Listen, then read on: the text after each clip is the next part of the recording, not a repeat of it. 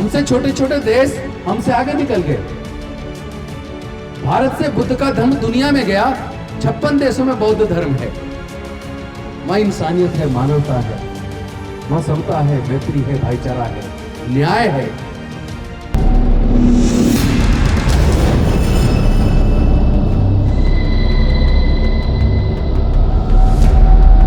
हर इंसान की इच्छा होती है कि उसका जीवन शांतिपूर्ण, गरिमामय, प्रत्येक क्षेत्र में बराबरी का भाव लिए हुए हो। Doctor B.R. अम्बेडकर द्वारा रचित भारतीय संविधान को लागू होने के 71 वर्ष बीत जाने के बावजूद भी आज भी हमारा समाज अपनी मूलभूत समस्याओं से संघर्ष कर रहा है। प्रभावशाली लोगों द्वारा उन पर अत्याचार व भेदभाव किया जा रहा है। यह विडंबना ही है कि अम्बेडकर जयंती विशेष तौर पर दलित वर्ग व कुछ हद तक पिछड़ा वर्ग ही मनाता है। उच्च वर्ग तो सिर्फ सांकेतिक रूप से दलितों का वोट बैंक प्राप्त करने के इरादे से औपचारिकता के रूप में ही मनाता चला आ रहा है।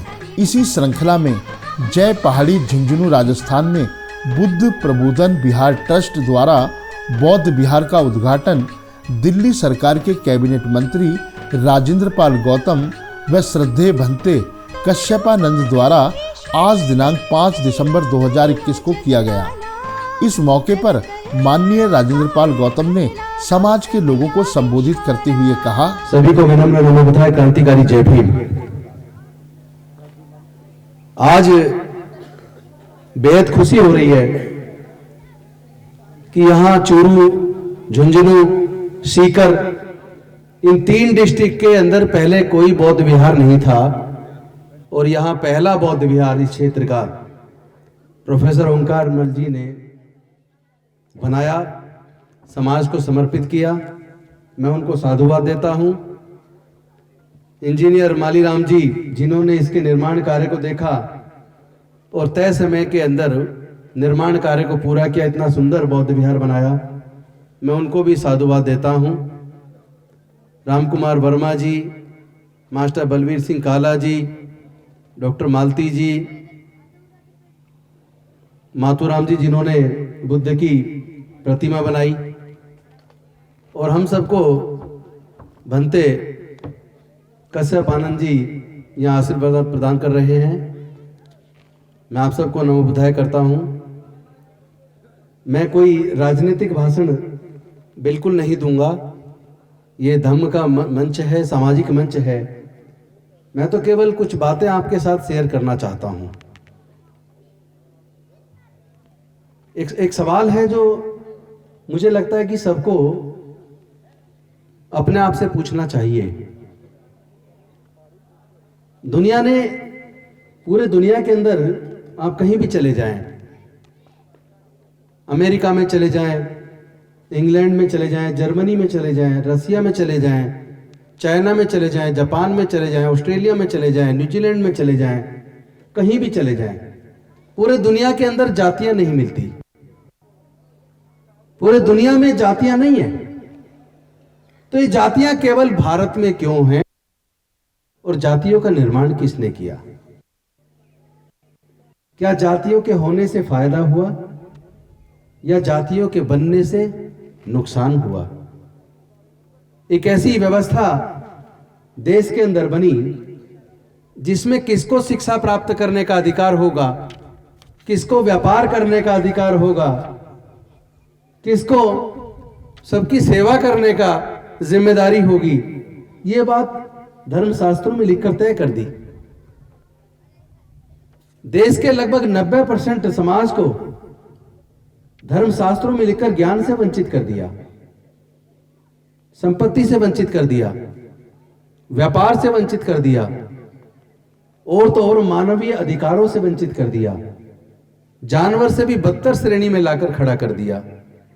एक तालाब के अंदर जहां जानवर घुसकर मलमूत्र कर सकता है, उस तालाब के पानी को भी देश के 90% लोग छू नहीं सकते थे। क्या ऐसी स्थिति कभी भी मानवता के लिए अच्छी हो सकती है? क्या ऐसी स्थिति में मानवता का विकास हो सकता है? ये जो शरीर है, ये जो भारत है और इसमें रहने वाले जो लोग हैं, अगर इसे एक शरीर के तौर पर देखा जाए तो आज स्थिति यह है कि एक हिस्सा देश का 10% लोग बहुत मजबूत हो गए। देश के सारे संसाधनों पर उसी 10% का कब्जा है। देश के सर्वोच्च न्यायालय और उच्च न्यायालयों में उसी 10% के बीच से लोग जजेस बने हुए हैं। देश की नीति निर्धारित करने वाले सेक्रेटरीज गवर्नमेंट ऑफ इंडिया की वो 95% से ज्यादा उसी 10% में से हैं। देश का व्यापार उन्हीं 10% के कब्जे में है। देश के प्राकृतिक संसाधन उसी 10% के कब्जे में है और 90% लोगों को हजारों साल तक पढ़ने लिखने से धार्मिक बंदिश लगाकर दूर रखा गया हो, व्यापार करने से दूर रखा गया हो, इंडस्ट्री खड़ी करने से दूर रखा गया हो, ज्ञान से दूर रखा गया हो, तो 10% लोग बहुत ताकतवर बन गए, लेकिन 90% लोग बेहद कमजोर हो गए। तो ये ऐसे मान लीजिए जैसे एक शरीर और शरीर का 10% हिस्सा इतना मजबूत हो जाए कि हथौड़े से भी ना टूटे और 90% हिस्सा पैरालाइज्ड हो जाए। और दूसरी तरफ एक व्यक्ति ऐसा है जो शरीर से स्वस्थ है लेकिन पतला दुबला है, और दोनों के अंदर कहा जाए चलिए दौड़ लगाइए, प्रतियोगिता है। तो प्रतियोगिता में जो दुबला पतला व्यक्ति वो जीतेगा या जिसका 90% हिस्सा पैरालाइज्ड है और 10% हिस्सा बहुत मजबूत है वो जीतेगा? कौन जीतेगा दोनों में से? जो दुबला पतला है लेकिन शरीर से स्वस्थ है वो जीतेगा। तो भारत जीत क्यों नहीं रहा है? भारत कमजोर क्यों है? भारत दीनहीन क्यों है? भारत बार बार लंबे समय तक गुलाम क्यों रहा? भारत के अंदर कुपोषण क्यों है? मां बच्चे को जन्म देती है पर सीने में इतना दूध नहीं कि बच्चों को पिला सके। बच्चे कुपोषण का शिकार हैं। महिलाओं में खून की कमी है, अनीमिया की बीमारी है। शायद इसीलिए भारत दुनिया के अंदर अगर देखा जाए तो बेहद पीछे है। हमसे छोटे छोटे देश हमसे आगे निकल गए। भारत से बुद्ध का धर्म दुनिया में गया, 56 देशों में बौद्ध धर्म है। वहां इंसानियत है, मानवता है, वहां समता है, मैत्री है, भाईचारा है, न्याय है, मानवीय मूल्यों के प्रति सम्मान है, सबको आगे बढ़ने के समान अवसर है, सबको स्वतंत्रता है। क्या भारत में सभी लोग समान हैं? क्या आज भी जाति के नाम पर उत्पीड़न नहीं होता? क्या आज भी जाति की वजह से मंदिर पे चढ़ने पर ही मार नहीं दिया जाता? क्या आज भी जाति की वजह से घोड़ी पर बारात निकालने पर हमले नहीं होते? क्या आज भी मूंछ रख लेने मात्र पे हत्या नहीं होती? ये कैसा भारत बनाने चले हैं हम? क्या भारत के स्वतंत्रता सेनानियों ने, भारत के संविधान निर्माताओं ने ऐसे भारत का सपना देखा था? कम से कम ऐसे भारत का सपना तो नहीं देखा था। तो हम लोग कैसा भारत बना रहे हैं? अगर कोई व्यक्ति, क्या ऐसा संभव है कि कोई व्यक्ति जन्म से नीच होगा और कोई जन्म से ऊंच होगा? किसी का सिर्फ इसलिए उत्पीड़न होगा क्योंकि वो फला जाति में हुआ है। किसी को सिर्फ इतना इसलिए सम्मान मिलेगा, चाहे वो कितना ही बड़ा डकैत हो, व्यभिचारी हो, उसका चरित्र कितना ही खराब हो, लेकिन वो अमुक जाति में पैदा हुआ तो इसलिए इसको सम्मान मिलेगा। एक व्यक्ति बेहद विद्वान है, बेहद काबिल है, सबका सम्मान करता है, तो क्या उसका अपमान सिर्फ इसलिए होगा कि वो अमुक जाति में पैदा हुआ है? इन मुद्दों पर हमें सोचना होगा। ऐसे कौन से कारण हैं कि देश में 90% लोग प्राकृतिक संसाधनों के हिस्सेदार नहीं है? देश के जो प्राकृतिक संसाधन है, जहां से अरबों खरबों रुपए पैदा होता है, उसमें देश के 90% लोगों का कोई हिस्सा नहीं है। ना उनके पास खेत की जमीन है, ना जंगल है, ना कोई और प्राकृतिक संसाधनों में हिस्सेदारी है, ना वो व्यापार में है, ना वो इंडस्ट्रीज में है। मैं आपसे पूछना चाहता हूं, क्या प्राकृतिक संसाधन, जल, जंगल, जमीन कोई अपने मां के पेट से लेकर पैदा होता है क्या? अगर मां के पेट से लेकर पैदा नहीं होता तो कुछ ही लोग सारे संसाधनों के मालिक क्यों हैं? हजारों साल तक हमारा देश बार बार गुलाम क्यों बना? सिर्फ इसलिए क्योंकि जाति केवल भारत में है। भारत हजारों जातियों में बटा है। हर दूसरा व्यक्ति कहता है मैं इससे ज्यादा ऊंचा हूं। ये ऊंचा नीचा क्या होता है? मानव मानव तो सब समान होने चाहिए। आपने कभी देखा है किसी को कोई गंभीर बीमारी हो जाए और उसको डॉक्टर ऑपरेशन करे और कहे खून का इंतजाम करो, तो वो ये कहे मुझे तो फला जाति का खून चाहिए? कभी देखा ऐसा? ऐसा तो नहीं है। तो तब तो जान बचाने का की जरूरत है, तो खून चाहिए। किस जाति का चाहिए यह महत्वपूर्ण नहीं है। उसी तरह अगर देश को मजबूत बनाना है, भारत को अगर सशक्त बनाना है, तो हमें पूरे देश की सभी जाति वर्ग के लोगों को एकजुट करके सबको समान अवसर देने होंगे, सबको आगे बढ़ने के समान अवसर देने होंगे। लेकिन क्या सबको समान अवसर मिल रहे हैं? कितनी मुश्किल से डॉक्टर बाबा साहेब अम्बेडकर ने देश के उन 90% लोगों को जिनको कुछ नहीं मिला, उनको 3500 साल की गुलामी से आजादी दिलाकर भारत का संविधान लिखकर कम से कम कानून की नजर में सबको समान कर दिया। सबके पढ़ने लिखने के रास्ते खोल दिए, सबके आगे बढ़ने के रास्ते खोल दिए। लेकिन हमारे अपने ही देश की सरकारों ने 70 साल के अंदर देश के लोगों के आगे बढ़ने के रास्ते फिर से बंद कर दिए हैं।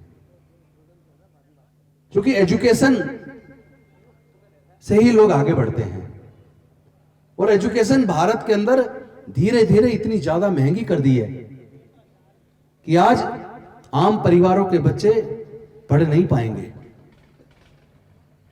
अगर आजादी की बात करें, उसका सर्वे करें, तो देश के सर्वोच्च न्यायालयों में, देश के उच्च न्यायालयों में जितने भी जजेज हैं, जितने भी डॉक्टर और सीनियर डॉक्टर और इंजीनियर्स हैं, जितने भी सीनियर एडवोकेट्स हैं, जितने भी सीनियर ऑफिसर्स हैं, उसका सर्वे कर ले तो पता लगेगा उनमें से 95% लोग सरकारी स्कूलों से पढ़े हैं।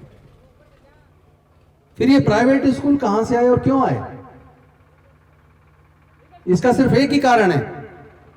कुछ लोगों को इसी बात से तकलीफ हो गई कि जो लोग हजारों साल तक उनके गुलाम रहे, जो कभी काम के बदले में पैसे नहीं मांगते थे, जो कभी जुल्म के खिलाफ बोलते नहीं थे, वो लोग आज पढ़ लिख कर उनके साथ ऑफिसर्स बन के साथ में बैठने लगे हैं। वो लोग आज सम्मान के साथ अपने काम के बदले में पैसे मांगने लगे हैं। वो लोग आज जुल्म के खिलाफ आवाज बुलंद करने लगे हैं। लेकिन उन्हें ऊंची आवाज तो पसंद ही नहीं है। वो तो ये सोचते हैं पैर की जूती है सर पे कैसे बिठा लें।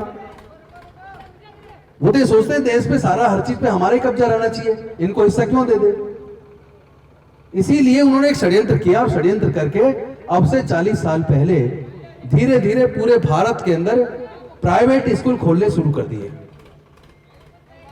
धीरे धीरे प्राइवेट स्कूल खुलते चले गए और सरकारी स्कूलों को धीरे धीरे कमजोर करना शुरू कर दिया। जबकि क्वालिफाइड टीचर सरकारी स्कूल हॉस्पिटल में, सरकारी स्कूल में होते हैं, सरकारी कॉलेज में होते हैं, क्योंकि उसमें एग्जाम पास करना होता है। जो एग्जाम पास नहीं कर पाता वो प्राइवेट में जाता है। तो काबिलियत तो सरकारी स्कूल में। फिर हर सक्षम आदमी प्राइवेट में क्यों जा रहा है अपने बच्चों को एडमिट कराने? उसका कारण यह जानबूझकर सोची समझी साजिश के तहत सरकारी स्कूलों को कमजोर कर दिया। जानबूझ के टीचर्स की भर्ती नहीं की। जिस स्कूल के अंदर 100 टीचर चाहिए, उस स्कूल के अंदर अगर 30 टीचर होंगे, 25 टीचर होंगे, तो क्या उस स्कूल में क्वालिटी एजुकेशन हो पाएगी? क्या बच्चों को ठीक पढ़ाई मिलेगी? और किसी वजह से अगर टीचर के अभाव के बावजूद, सरकार की बुरी नीयत करने के बावजूद कोई बच्चा किसी तरीके से सरकारी स्कूल से पढ़ के मेहनत करके, गरीब का बच्चा अगर इंजीनियरिंग और मेडिकल के लिए कोशिश करता है, ग्रेजुएशन करके सोचता है मैं सिविल सर्विसेज में जाऊं, मैं बैंकिंग में जाऊं, मैं रेलवेज में जाऊं, तो आजकल एग्जाम ऐसे कंडक्ट होता है, इस तरह से डिजाइन होता है, जो बच्चे कोचिंग लेते हैं केवल वो बच्चे सफल होते हैं, और जो बच्चे कोचिंग नहीं ले पाते वो बच्चे सफल आजकल नहीं हो पाते। कोचिंग की फीस लाखों रुपए में है। लाखों रुपए देश के जो हमारे 90% से ज्यादा लोग ऐसे हैं जिनके पास लाखों रुपए की कोचिंग का खर्चा उठाने का पैसा नहीं है, और किसी तरीके से कहीं से कर्ज पानी करके अगर बच्चे को कोचिंग करा भी दें और बच्चे ने सपोज करो इंजीनियरिंग के लिए क्वालिफाई कर लिया, अब उसका एडमिशन होना है। एडमिशन के अंदर 1.5 लाख से लेके 2 लाख 3 लाख तक की तो सरकारी कॉलेज में आजकल फीस है। 4 साल का कोर्स का मतलब हो गया 8-10 लाख रुपए चाहिए। क्या हमारे 90% लोग ऐसे नहीं है जिनके पास बच्चे की ये जो 2 लाख रुपए 1.5 लाख रुपए 1 साल की फीस जमा करने का पैसा नहीं है? तो क्या ऐसे लोगों के जो प्रतिभाशाली बच्चे हैं, क्या उनकी प्रतिभा को खत्म हो जाना चाहिए? क्या प्रतिभाशाली बच्चों को आगे बढ़ने का मौका नहीं मिलना चाहिए? अगर कोई घर में बीमार हो जाए और डॉक्टर कहे इसमें 4 लाख लगेगा 5 लाख लगेगा, तो क्या उस व्यक्ति को इलाज के अभाव में मरते हुए छोड़ देना चाहिए? क्या ये सरकारों की जिम्मेदारी नहीं है? क्या लोग कम से कम पढ़ाई का और बीमारी का खर्चा तो सरकारें उठाएं? अगर सरकारें, देश की सरकारें और राज्य की सरकारें अगर लोगों की पढ़ाई का खर्चा और इलाज का खर्चा भी नहीं उठा सकती, तो फिर ऐसे लोगों को तो सत्ता में बने रहने का भी कोई हक नहीं है। तो ये सारा जो प्राइवेटाइजेशन जो हो रहा है एजुकेशन का, ये सब इसलिए हो रहा है कि 90% लोग जो हमेशा हजारों साल तक गुलाम रहे, वो गुलामी से बाहर निकलकर धीरे धीरे पढ़कर उनके बच्चे आगे निकल आए। वो जहां थे वहीं रहने चाहिए थे। देश में बहुत बड़ी मात्रा में ऐसे लोग हैं, संख्या उनकी 10-12% है, ज्यादा नहीं है, लेकिन उनकी सोच इतनी घटिया है, वो नहीं चाहते कि देश के सभी लोग तरक्की करें, सब आगे बढ़े। वो नहीं चाहते कि गरीबों के बच्चे पढ़ लिख कर आगे बढ़े। वो ये सोचते हैं कि अगर गरीबों के बच्चे पढ़ लिख कर आगे बढ़ गए तो उनके खेत में और उनकी फैक्ट्री में सस्ते मजदूर कहां से आएंगे? अगर गरीबों के बच्चे पढ़ लिख कर आगे आएंगे तो उनके बच्चों के सामने कंपटीशन खड़ा हो जाएगा। लेकिन ये अच्छी सोच नहीं है, ये देश के प्रति अच्छी सोच नहीं है। अगर तुम आगे बढ़े तो फिर क्या आगे बढ़े? पूरा भारत आगे बढ़े तो समझो कोई बात है। तो भारत को मजबूत करने की जरूरत है। कोई एक वर्ग आगे बढ़ जाए इससे काम नहीं चलेगा। और फिर जब जाति पूरे दुनिया के अंदर रही है और जाति की वजह से उत्पीड़न है, तो मैं समझता हूं जाति छोड़ देनी चाहिए। जाति की जरूरत नहीं है। जाति के बिना जिया जा सकता है। जाति जब पूरी दुनिया में नहीं है तो फिर भारत में क्यों? और जाति की वजह से ही संसाधनों में आपको हिस्सा नहीं मिल रहा है, फिर आप जातियों को पकड़कर क्यों बैठे हो? इसीलिए डॉक्टर बाबा साहेब अम्बेडकर जी ने इस समस्या को समझा। उन्होंने संविधान बनाया, उन्होंने हमारे पढ़ने लिखने के रास्ते खोले, उन्होंने रिजर्वेशन से हमारे आगे बढ़ने के रास्ते खोले। लेकिन आज तो महंगाई इतनी कर दी है, ना तो आप पढ़ पाएंगे और रिजर्वेशन आपका खत्म है। 5th पे कमीशन में 4th क्लास एम्प्लॉयमेंट पूरी तरह बैन करके ठेके में दे दिया, आउटसोर्स कर दिया। और अब तो क्लास 1, क्लास 2, क्लास 3 की नौकरियां वो भी ठेके पे, कॉन्ट्रैक्ट पे भर्ती हो रही हैं। आपके बच्चों ने आईएएस टॉप कर दिया पिछले 6 साल में, 2 बार एससी ने, 2 बार ओबीसी ने, तो आईएएस में भी वो तो लेटरल एंट्री ले आए। यानी आपको वो आगे नहीं बढ़ने देंगे। तो 90% लोग कमजोर रहे, गरीब रहे, दीनहीन रहे, शोषण का शिकार रहे, और 10% लोग मजबूत हो, तो भारत को मजबूत करने की कल्पना कैसे की जा सकती है? जरा सम्राट अशोक के टाइम को याद करो। सम्राट अशोक के टाइम पर म्यांमार से लेकर काबुल कंधार तक, अफगानिस्तान तक पूरा भारत बौद्ध में था। और बौद्ध धर्म में महिलाओं को, पुरुषों को, और कोई किसी भी वर्ग से हो, किसी भी जाति हो, सबको समान रूप से बुद्ध के संग में आने की इजाजत थी। तब भारत सोने की चिड़िया बना। तब दुनिया के दूसरे देशों से पढ़ने के लिए लोग भारत में आते थे। भारत में विक्रमशिला यूनिवर्सिटी थी, नालंदा यूनिवर्सिटी थी, तक्षशिला यूनिवर्सिटी थी। लेकिन सम्राट अशोक के अंतिम जो वंशज थे, मौर्य वंश के अंतिम वंशज राजा बृहद्रथ, उनके सेनापति पुष्यमित्र शुंग ने छल कपट से, धोखे से राजा बृहद्रथ की हत्या की। और हत्या करके जो समतावादी वातावरण था उसको खत्म किया। 84,000 बौद्ध मठों को तोड़ के निस्तेनाबूद किया, बौद्ध साहित्य को जलाया, ढूंढ ढूंढ कर बौद्ध भिक्षुओं की हत्या की, और दोबारा से जाति पे आधारित, विषमता पे आधारित, शोषण पे आधारित व्यवस्था को दोबारा भारत में थोप दिया। और उसके बाद धीरे धीरे भारत का पतन होना शुरू हुआ। कभी गुलाम वंश आ गया, कभी खिलजी वंश आ गया, कभी तुगलक वंश आ गया, कभी मुगल आ गए, कभी अंग्रेज आ गए, एक के बाद एक बार बार गुलाम। तो मैं समझता हूं भारत को अगर मजबूत करना है तो भारत के सभी लोगों को मजबूत करना होगा। जाति और धर्म ये कुदरत ने नहीं बनाए, कुदरत ने तो इंसान बनाया है। और बुद्ध का धर्म एक दुनिया का एक ऐसा धर्म है, वो हिंदू मुस्लिम सिख ईसाई की तरह धर्म नहीं है, वो धम्म है। वो जीवन को अच्छे तरीके से कैसे जिया जा सकता है उसके लिए एक मार्ग है जो तथागत बुद्ध ने दिया है, जिसमें समता है, मैत्री है, भाईचारा है, न्याय है, प्रज्ञा है, शील है, करुणा है, जिसमें सबके लिए समान रूप एक दृष्टि है, सम्यक दृष्टि।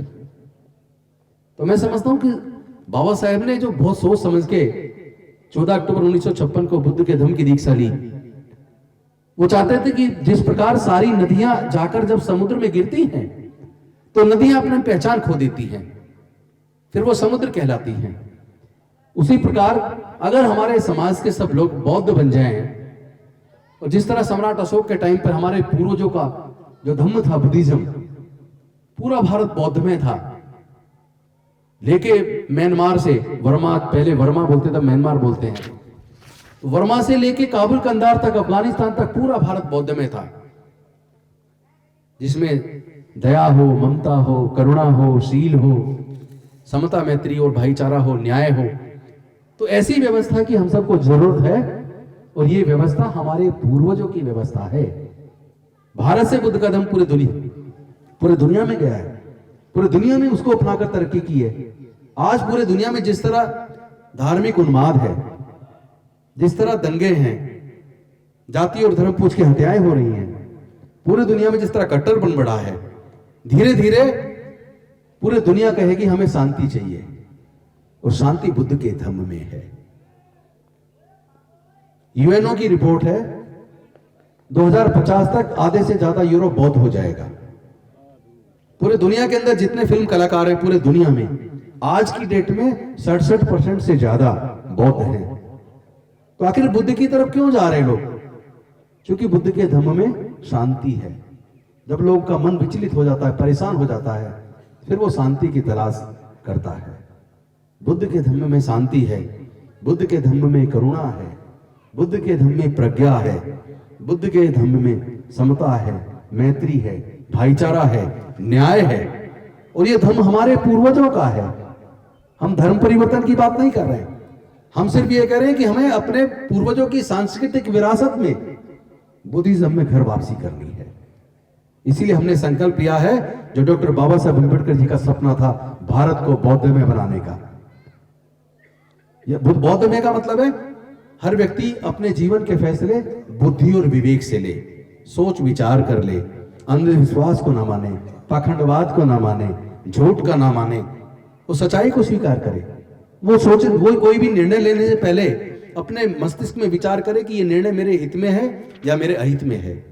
जो व्यक्ति अपने जीवन के फैसले बुद्धि और विवेक से लेता है, जो सबको समान दृष्टि से देखता है, जिसके अंदर सबके प्रति मैत्री है, करुणा है, समझ लीजिए वो चाहे किसी भी धर्म को मानने वाला हो, हर वो व्यक्ति बौद्ध है। और बाबा साहब भारत को बौद्धमय बनाना चाहते थे। तो हमने संकल्प किया 2025 तक भारत में 10 करोड़ लोग हम अपने बुजुर्गों की सांस्कृतिक विरासत में घर वापसी कराएंगे, बुद्ध के धम्म में लाएंगे। इन्हीं शब्दों के साथ आपने मुझे इतने ध्यान से सुना, और यहाँ इतना सुंदर बौद्ध विहार प्रोफेसर ओंकार मल जी ने बनाया। मैं उम्मीद करता हूँ आप लोग इसका फायदा उठाएंगे। इस बौद्ध विहार में बैठकर आप शांति से अपना मेडिटेशन भी करेंगे, और उसमें जो एक लाइब्रेरी बनाई जा रही है वो डिजिटल लाइब्रेरी है।